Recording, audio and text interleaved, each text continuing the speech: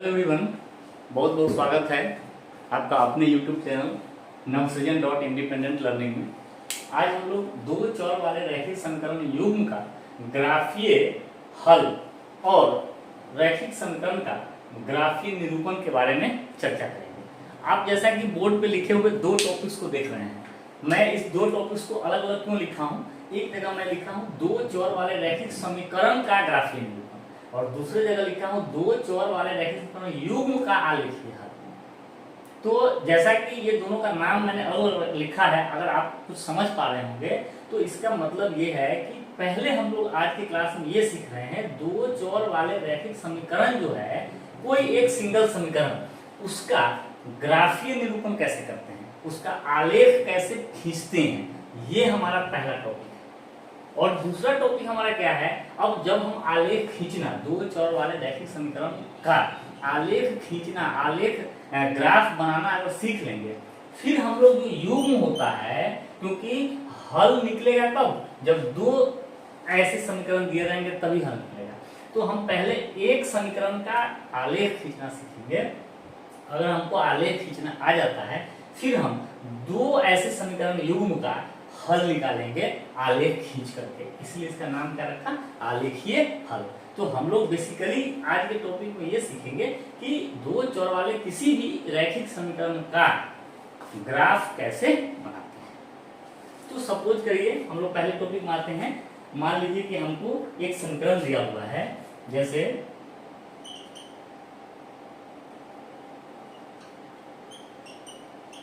समीकरण 2x plus 3y equal to 12 का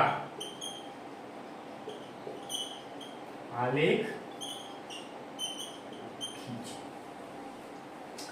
तो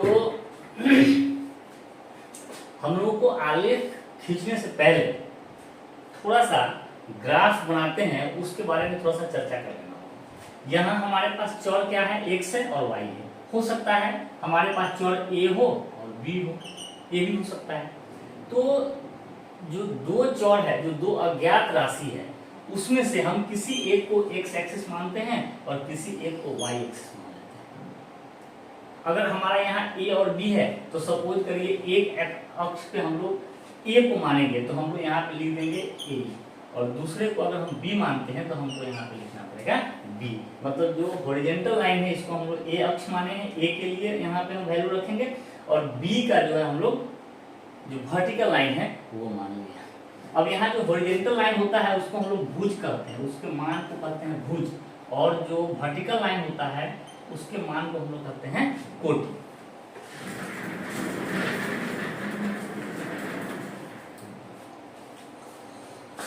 और समीकरण का आलेख खींचने के पहले आपको सबसे पहले एक टेबल बना लेना है, और जो भी अज्ञात राशि है, जैसे हमारा a और b यहाँ है, तो एक जगह पे a लिखना है, एक जगह पे b लिखना है, और कम से कम 3 मान आपको रखने हैं। कितने मान रखने हैं, 3। 2 मान से काम नहीं चलेगा, 2 मान से काम चल सकता है, लेकिन अगर आपका कुछ गलत वैल्यू आया तो आपको पता नहीं चल पाएगा। और ज्यादा 3 से इसलिए रखेंगे क्योंकि हम बहुत ज्यादा कैलकुलेशन और बहुत ज्यादा इसको कॉम्प्लिकेटेड बनाने की भी जरूरत नहीं है, इसलिए हम लोग को कितने मान रखने हैं, 3 मान रखने हैं। तो हम लोग करेंगे क्या, तो लिखेंगे दिया गया समीकरण है,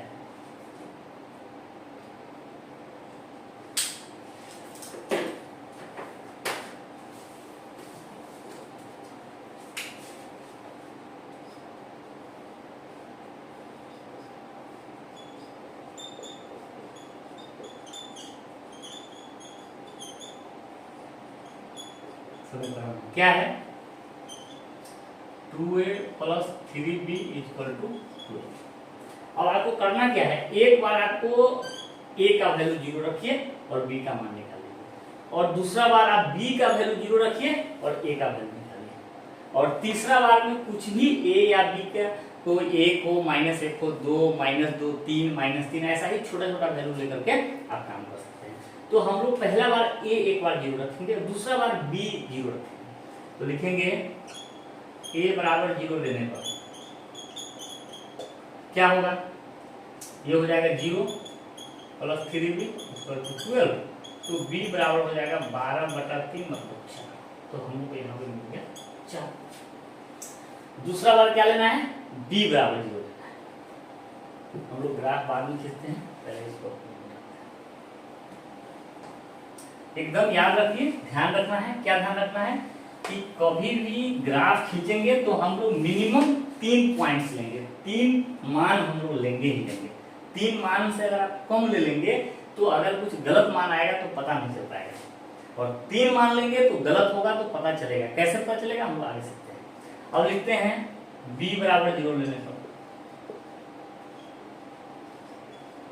अगर हम b 0 लेंगे तो क्या होगा, 2a प्लस 3 गुणे 0 इक्वल टू 12, तो हमारा a हो जाएगा 2a इक्वल टू 12, तो a बराबर हो जाएगा 12/2 6।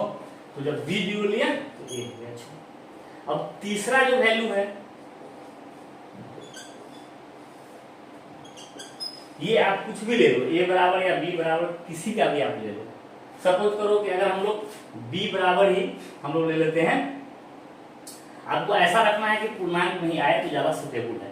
तो अगर हम लोग सपोज करें a बराबर अगर हम 1 लेते हैं तो यहाँ पे तो माइनस होकर 10 आएगा, तो पूर्ण रूप में नहीं कटेगा। b बराबर 1 लेते हैं तो b बराबर 1 उधर जाएगा तो 12 से 3 9, 9/2, तो ये थोड़ा सा पॉइंट्स में आ सकता है। तो हम लोग b बराबर 1 ले लेते हैं, तो लिखते हैं b बराबर 1 ले लेते हैं। क्या होगा, 2a प्लस 3 इक्वल टू हो जाएगा 12, 9, a बराबर हो जाएगा 9/2 4.5। तो जब हम 1 लिए हमको इस प्रकार से 3 वैल्यू ले लेना है, और हर बार एक बार a बराबर 0 ले लीजिए, दूसरा बार b बराबर 0 ले लीजिए, आपको आसानी होगी, कैलकुलेशन आपको ज्यादा नहीं करना होगा। तीसरा बार में कोई भी एक वैल्यू आप ले लो, a का वैल्यू या b का वैल्यू, कुछ भी एक लेकर के आप ये निकाल सकते हैं। तो अब हम लोग इसका ग्राफ खींचेंगे।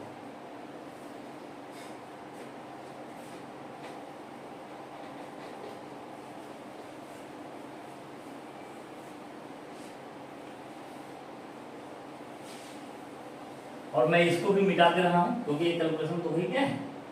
तो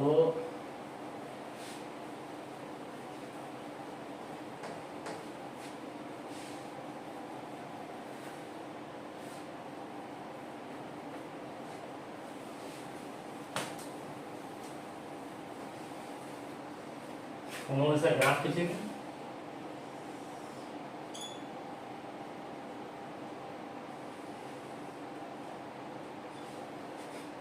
एक पे हम लोग ए को ले लेते हैं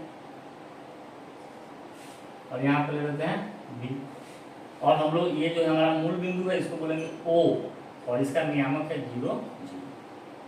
और यहाँ से हम लोग क्या करेंगे, समान इकाई पर एक, आपके पास ग्राफ का कॉपी होगा तो उसको ज़्यादा आसानी से हम लोग कर पाएंगे।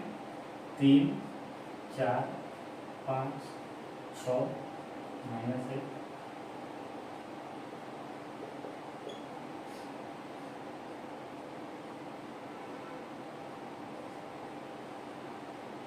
फिर यहाँ आते हैं -1,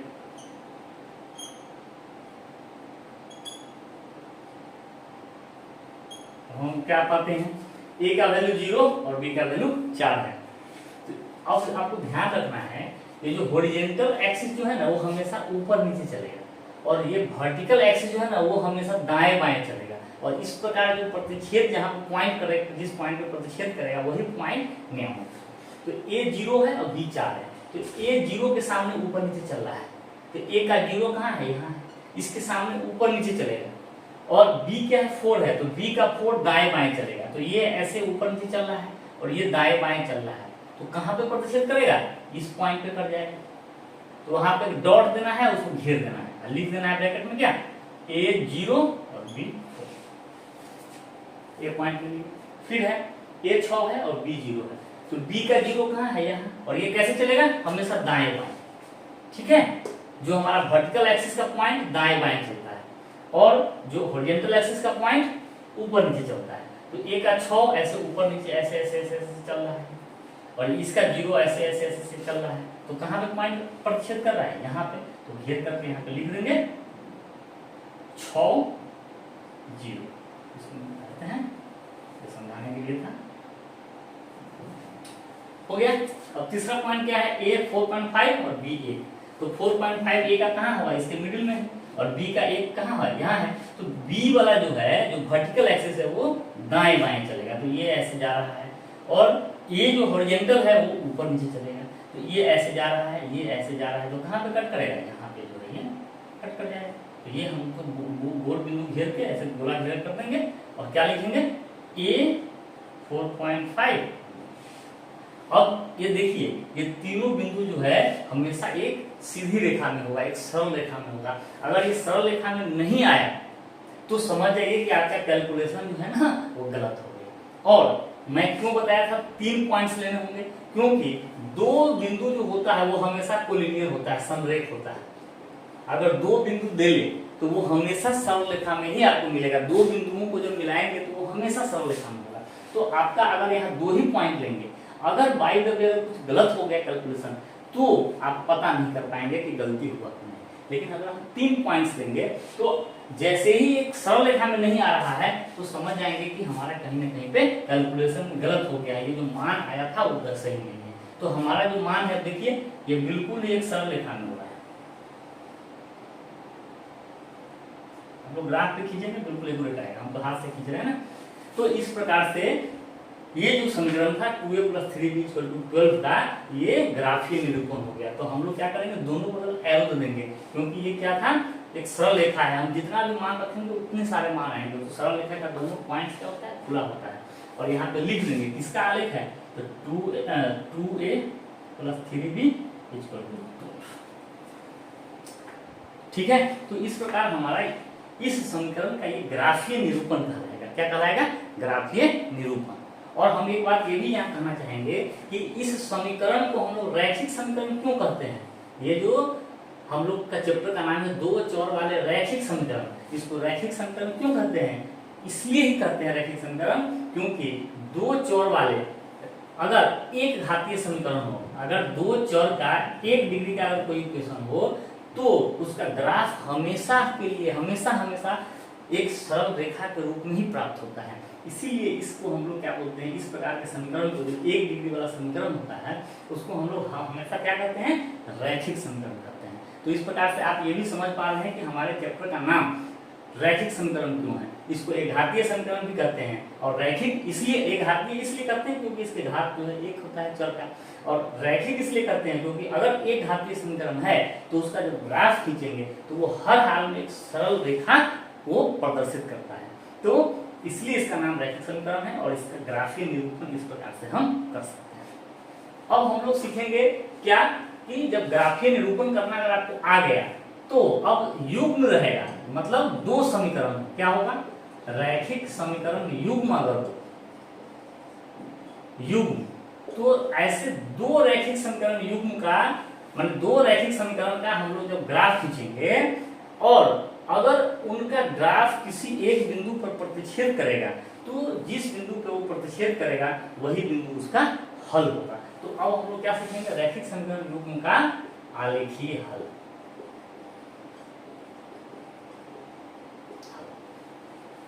अब हम लोग इसी में एक इक्वेशन और ले लेते हैं।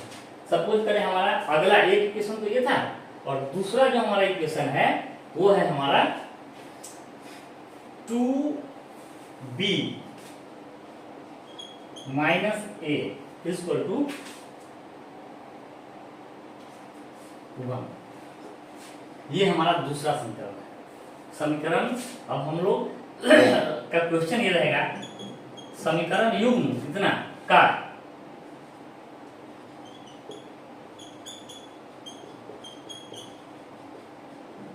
हल निकाल। हमारा अगला क्वेश्चन क्या है, निरूपण तो सीख लिए, और हमारा अगला क्वेश्चन है समीकरण युग्म 2a + 3b = 12 और 2b - a = 1 का आलेखीय विधि से हल निकाले।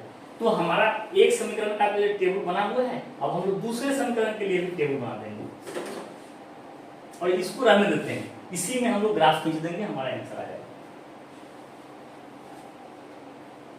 हमको इसको सजाकर लिख लेते हैं।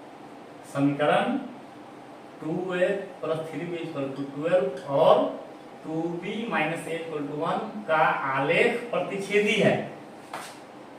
क्या लिखिए, आलेख 3 2 पर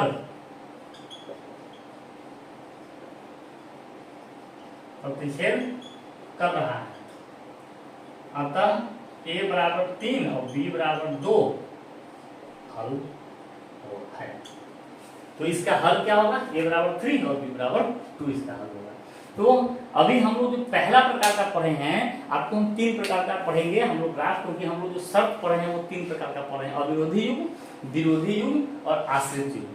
तो ये जो प्रकार है जो प्रतिच्छेदी है, तो ये अविरोधी है, इसका एक अद्वितीय हल निकला। कैसा हल निकला, एक अद्वितीय यूनिक सॉल्यूशन निकला है।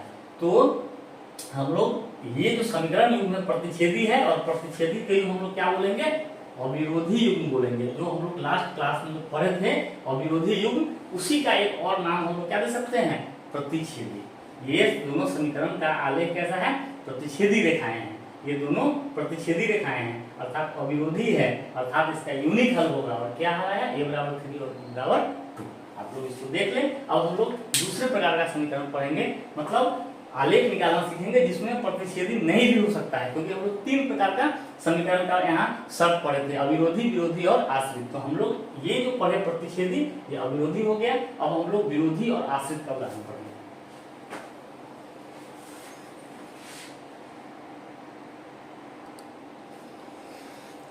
अब हम लोग एक दूसरे प्रकार के समीकरण युग्म में विचार करना है। मतलब आप ये समझिए कि एक समीकरण युग्म ये दिया हुआ है, इसका कह रहा है आलेख खींचिए और हल निकालिए। ठीक है, अब हम लोग इसका आलेख खींचेंगे। तो लिखेंगे पहला समीकरण,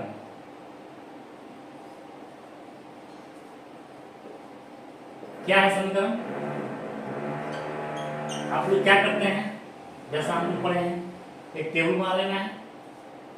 इस तरह से सॉल्यूशन करना है कि आपको ज्यादा जोड़ घटाव करना ही नहीं पड़ेगा। एक बार x, यहाँ बार एक बार x 0 रखेंगे, सॉरी एक और करना है, 3 वैल्यू निकालना। एक बार x 0, एक बार y 0, एक बार दोनों में से किसी एक का वैल्यू कुछ भी ले लीजिए। तो अब सपोज करें x हम रख देंगे 0, तो क्या होगा, y बराबर 5/-2। ये 2 है ना, ये 2 इधर जाएगा, माइनस चला जाएगा इधर, तो 5/2 मतलब 2.5 हो जाएगा। तो जब x 0 डालेंगे तो y का वैल्यू हो जाएगा -2.5। एकदम आपको मुंह से ही हल हो जाएगा, कॉपी कलम निकालना ही नहीं। अब क्या करेंगे, y बराबर 0 रखेंगे तो ये पूरा हो गया 0 और x का वैल्यू हो गया 5। ठीक है, अब क्या करेंगे, एक बार किसी एक का वैल्यू, जैसे सपोज कि x का वैल्यू भी 1 रख लेते हैं। अब 1 इधर जाएगा तो क्या होगा, तो -2y = 5 - 1, यहाँ 1 रखेंगे, उधर जाएगा माइनस, तो आ रहा है -2। ये आपको छोटा सा कैलकुलेशन करना पड़ा, बाकी और तो नहीं करना पड़ा। अब लिखेंगे दूसरे समीकरण से, फिर से टेबल बना लेना है। दूसरे समीकरण से क्या है, 2x - 4y = 10।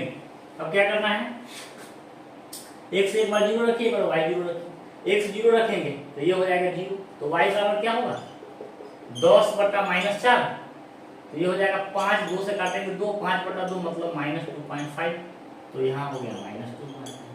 अब एक बार में y 0 रख दीजिए, तो ये पूरा हो जाएगा 0 और 2x बराबर 10, तो x बराबर हो जाएगा 5। आसान है ना। अब हम लोग क्या करेंगे, एक बार कोई एक वैल्यू ले लीजिए, सपोज करिए हम y 1 ले लेते हैं, तो y 1 लेंगे तो क्या होगा, ये पूरा हो जाएगा, लिख लीजिए y अगर 1 लेते हैं, यदि y बराबर 1 तो क्या होगा, 2x - 4 हो जाएगा, तो 2x = 10 + 4, x बराबर हो जाएगा 14/2 मतलब 7, तो ये हो गया 7। ठीक है, और अगर आप जब एग्जाम में लिखेंगे, एग्जाम में जब आप बनाएंगे तो ये हल आपका निश्चित रूप से रहना चाहिए। x बराबर 0, y बराबर 0, इसका हल नहीं भी लिखते हैं, आसान है, जो जो आपका कैलकुलेशन है तो आप ये लिख देंगे जरूर। ठीक है, और 3 वैल्यू कम से कम लिखेंगे, 3 से ज्यादा लिखने की जरूरत भी नहीं है, और 3 से कम लिखेंगे तो वो आपका गलत होने का चांस बढ़ा देगा।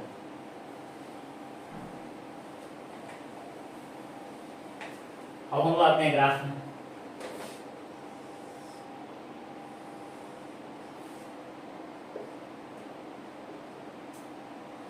आपको क्या करना है, अपने टेबल को ध्यान से देखना है और देखना है कि इसमें जो पॉइंट्स है कहाँ कहाँ तक है। जैसे यहाँ x का 5 है मैक्सिमम, y का जो है 2 2.5 तक सिमट गया, यहाँ x का 7 तक है, y का 1 तक है, तो आपको उतना ही जो है, जैसे ये हमारा x एक्सिस हो गया, ये हमारा y हो गया। तो हम लोग अभी क्या करेंगे, हम लोग पॉइंट्स देख लेंगे, x का 7 तक है मैक्सिमम, तो वहां तक जाना पड़ेगा। ये है हमारा ओरिजिन, ये है 0 0 1 2 3 4 5 6 7 8। y को भी कर लेते हैं 1 2। आप लोग ग्राफ का कॉपी रहेगा तो और आसानी से आप लोग इसको अच्छा से ग्राफ बनाएंगे। आप लोग ग्राफ की कॉपी में इसको बनाइए।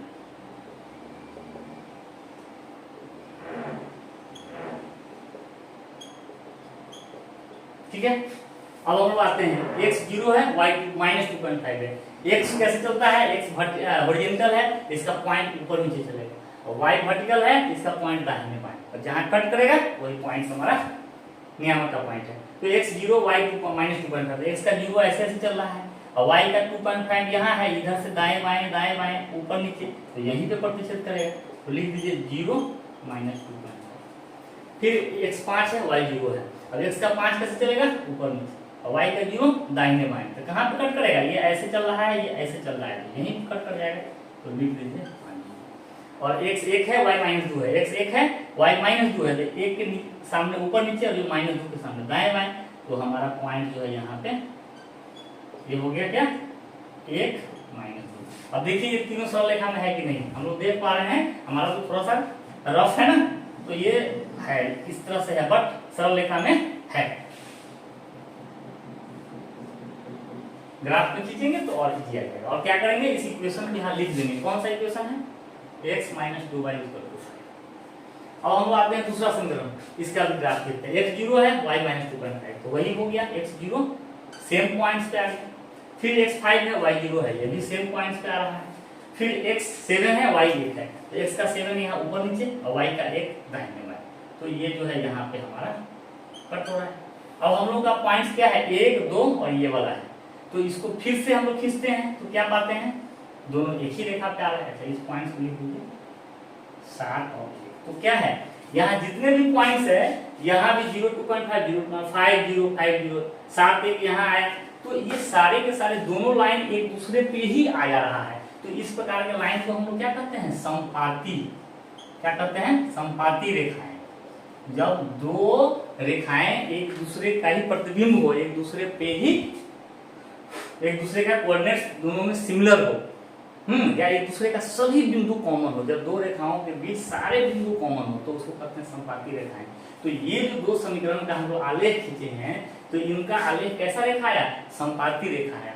समपाती रेखा आया मतलब इसका कितने जगह पे प्रतिच्छेद हुआ, तो अनंत बिंदु पर प्रतिच्छेद किया, क्योंकि जितने बिंदु कॉमन है वो सारे बिंदु जो है इसके हल हो रहे हैं। तो कितने बिंदु पे प्रतिच्छेद कर रहे हैं, ये सारे बिंदु है। और किसी सरल रेखा पर कितने बिंदु होते हैं, अनंत बिंदु होते हैं। तो इनका ग्राफ समपाती रेखाएं हो गई, और समपाती रेखा कितने बिंदु पर प्रतिच्छेद करेंगे, तो अनंत बिंदु पर, और जितने बिंदु पर प्रतिच्छेद करता है उतना ही हल। तो कितना हल होगा, इसका अनंत हल होगा। तो अनंत हल होता है। तो हम लोग अब पहले जब हम लोग 3 शर्त जो पढ़े थे, उसमें क्या पढ़े थे कि जब a/b बराबर c/d बराबर हो e/f के, यहाँ पे देखिए a/d a/b c/d और e/f, ये सब बराबर है। तो जब बराबर होते हैं तो उसको हम लोग क्या कहते हैं, इसको हम कहते हैं आश्रित युग्म। क्या कहते हैं, आश्रित युग्म। और आश्रित युग्म के कितने हल होते हैं, अनंत हल होते हैं, अर्थात ये अनंत बिंदु को प्रतिच्छेद कर रहे हैं। तो अब हम लोग एक और चीज समझ गए, जो भी इस शर्त को पालन करेगा, a/b बराबर c/d बराबर e/f, आप लोग इसको चेक करेंगे, a/b c/d e/f बराबर है कि नहीं। तो इसका जो ग्राफ होगा वो क्या होगा, समपाती रेखा होगा। अर्थात आश्रित युग्म का ग्राफ कैसा होगा, समपाती रेखा होगा। और इसके कितने हल निकलेंगे, अनंत हल निकलेंगे। क्यों अनंत हल निकलेंगे, क्योंकि समपाती रेखाएं अनंत बिंदुओं पर प्रतिच्छेद करती है, इसीलिए इसका अनंत हल होगा। हम लोग 3 प्रकार का शर्त पढ़े थे, अविरोधी, आश्रित और विरोधी। तो ये हमारा आश्रित का उदाहरण है। आश्रित वाले का जो आलेख है वो समपाती रेखा होगा, अर्थात अनंत बिंदुओं पर करेगा। अब हम लोग एक और प्रकार का समीकरण देखेंगे, उसका आलेख खींचेंगे हम लोग मिलकर के, जिसमें हम लोग को अगला शब्द का बारे में जानकारी प्राप्त होगा। अब हम लोग एक समीकरण युग्म काले खींचेंगे। क्या है समीकरण? 2x minus 4y equal to 3 और x minus 2y equal to 1। इसका आलेख खींचना है और हम लोग को इसका हल निकालना है। तो क्या लिखेंगे? पहले समीकरण से और एक टेबल बना लेंगे। समीकरण लिख लीजिए 2x, एक बार x0 डालिए, एक बार y0 डालिए, ठीक है ना। तो x0 डालेंगे तो y बराबर क्या होगा? यहाँ पे लिख लीजिए x बराबर 0 तो माइनस 4y इक्वल टू 3, तो y बराबर 3 बटा माइनस 4 मतलब माइनस 3 बटा 4 और ये कितना होता है? 0.75 होगा, है ना। तो x जब 0 रखते हैं तो y आया माइनस 0.75 या 0.75 लिखिए और अच्छा होगा। फिर लिखेंगे क्या? y बराबर 0 तो ये पूरा हो जाएगा 0, तो 2x बराबर हो जाएगा 3 और x बराबर 3 बटा 2 मतलब 1.5, तो ये हो जाएगा 1.5। अब कोई और एक वैल्यू डाल दीजिए, जैसे कि मान लेते हैं x बराबर 1 डाल देते हैं, तो लिखेंगे यदि x बराबर 1 तो क्या होगा? 2 माइनस 4y इक्वल टू 3, तो माइनस 4y इक्वल टू होगा 3 माइनस 2, तो y बराबर होगा 1 बटा माइनस 4 मतलब हो गया कितना? माइनस 1 बटा 4 अर्थात माइनस 0.25, है ना। तो ये हो जाएगा माइनस 0.25। हमारा टेबल बन गया। हाँ, मैं इसको मिटा रहा हूं, परंतु जब आप इस क्वेश्चन को हल करेंगे तो ये रफ साइड में रहेगा, ठीक है ना। इसको हटाना नहीं, ये रखना चाहिए।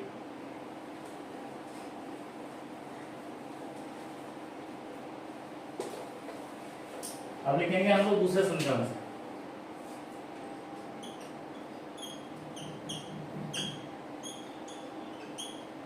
क्या है?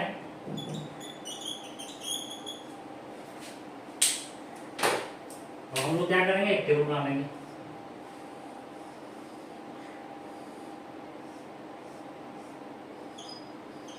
ठीक है, एक बार x0 डालिए, एक बार y0 डालिए। लिखेंगे यदि x बराबर 0 तो y क्या हो जाएगा? माइनस 1 बटा 2 अर्थात माइनस 0.5। अब क्या करेंगे?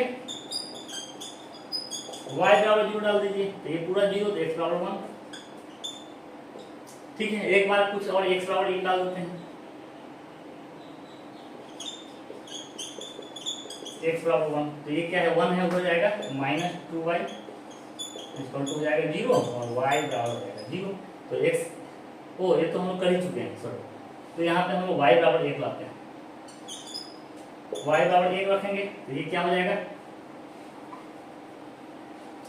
y बराबर 1 रखेंगे तो यहाँ जाएगा x माइनस 2 इक्वल टू 1, तो x बराबर हो जाएगा 2 हो जाएगा 3।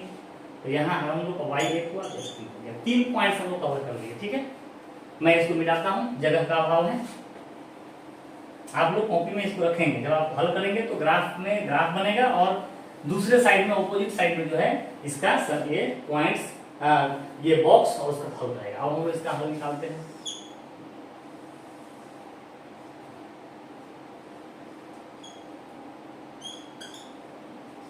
x y पॉइंट देख लीजिए, बहुत छोटा छोटा है, 0 1.5 हाइट में, ये 3 तक है।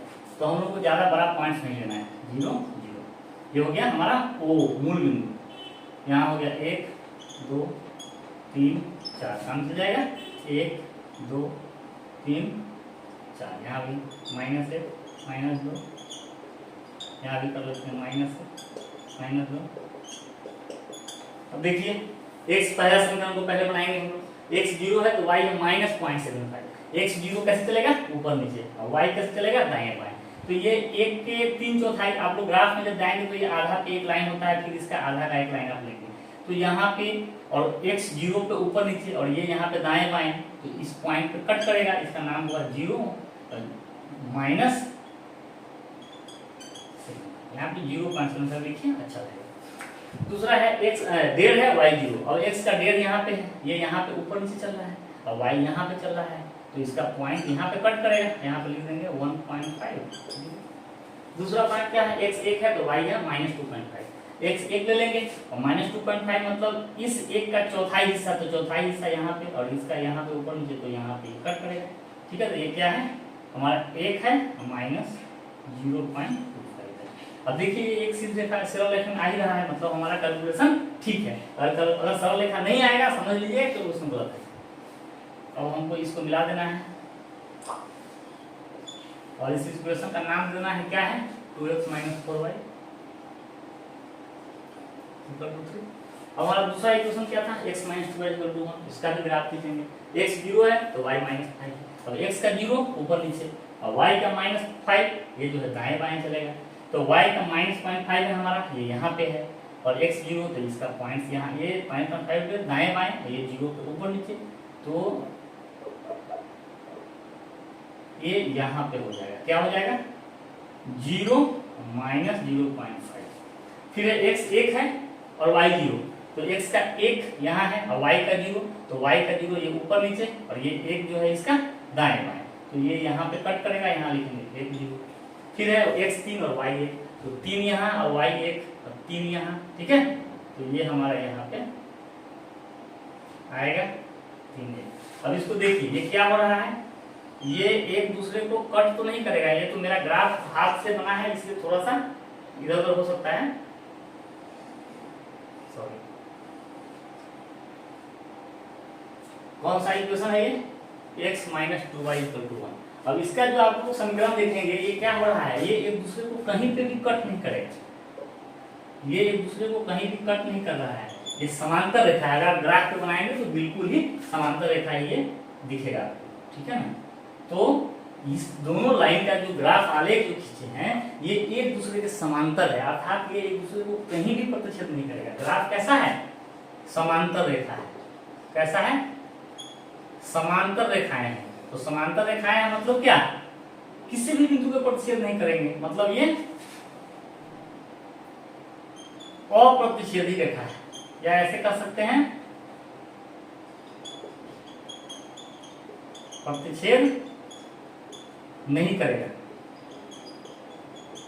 और जब प्रतिच्छेद ही नहीं करेगा, किसी भी बिंदु पे प्रतिच्छेद ही नहीं करेगा, तो हल क्या निकलेगा, कोई हल नहीं।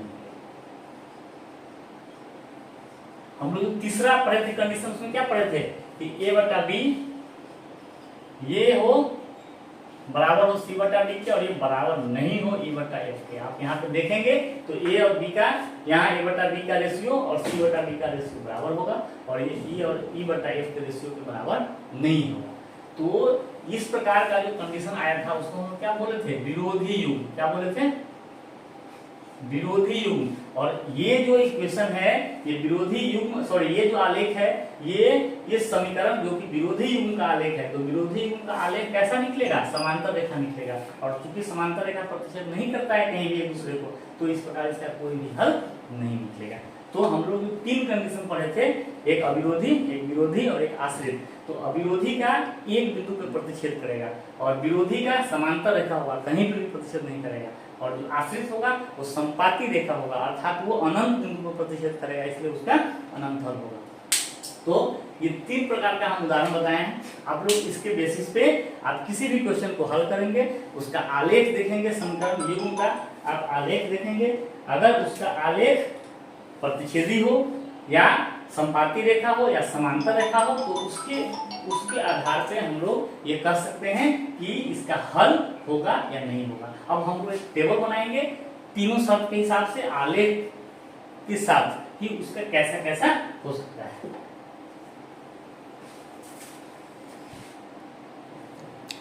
तो हम लोग इस प्रकार आज का जो क्लास किए जिसमें हम लोग आलेख के बारे में सीखे, और इसके पहले जो हम लोग 2 चौर वाले रैखिक समीकरण युग्म की संगतता की शर्तें जो पढ़े थे, उस दोनों को आज हम लोग कंबाइन रूप से एक साथ पढ़ेंगे। तो क्या देखते हैं, यदि 2 समीकरण युग्म इस प्रकार हो ax + by + c = 0 और bx + y + f = 0, तो उसके शर्त क्या क्या है। तो पहला शर्त होगा कि a/d बराबर नहीं हो b/a का। तो इस प्रकार के शर्त को हम लोग बोलते हैं अविरोधी युग्म, और ये संगत होता है, अर्थात इसका हल निकलेगा। और इसका आलेख कैसा आया था, प्रतिच्छेदी रेखाएं बनी थी, दोनों का जब आलेख खींचते थे एक दूसरे को प्रतिच्छेद कर रहा था, कितने बिंदु पर, तो एक बिंदु पर, और इस प्रकार इसका एक ही हल निकलेगा, इसलिए अद्वितीय हल इसका होगा। और दूसरा शर्त है a/d बराबर हो b/e के और फिर बराबर हो c/f के। तो ऐसे युग्म को बोलते हैं आश्रित युग्म, हम पहले पढ़े हैं, और ये भी संगत होता है, अर्थात इसका भी हल निकलेगा। और इसका आलेख कैसा होगा, संपाती होगा, मतलब दोनों रेखाएं एक दूसरे पे ही ओवरलैप कर जाता था। संपाती अर्थात अनंत बिंदु पे प्रतिच्छेद कर रहा था, इसलिए इसका हल कितने हैं, अनंत है। तो ये जो दो प्रकार के हैं अविरोधी और आश्रित को हम लोग संगत युग्म करते हैं। और तीसरा शब्द क्या निकला, a बटा d बराबर b बटा e बराबर नहीं हो c बटे f के, तो उसको हम लोग करते हैं विरोधी युग्म अर्थात असंगत युग्म। और ये आलेख इन दोनों का कैसा होगा, समांतर रेखा होगा, अर्थात कहीं भी प्रतिच्छेद नहीं करेगा एक दूसरे को, तो इसका हल कैसा होगा, इसका कोई हल नहीं होगा। तो ये हमारा शर्त हो गया दो चर वाले रैखिक संकरण युग्म की संगतता और उसका शर्त और उसका आलेख। तो इस प्रकार से यह इस चैप्टर का आप लोग ग्राफीय हल और उसका निरूपण भी आप लोग समझ गए।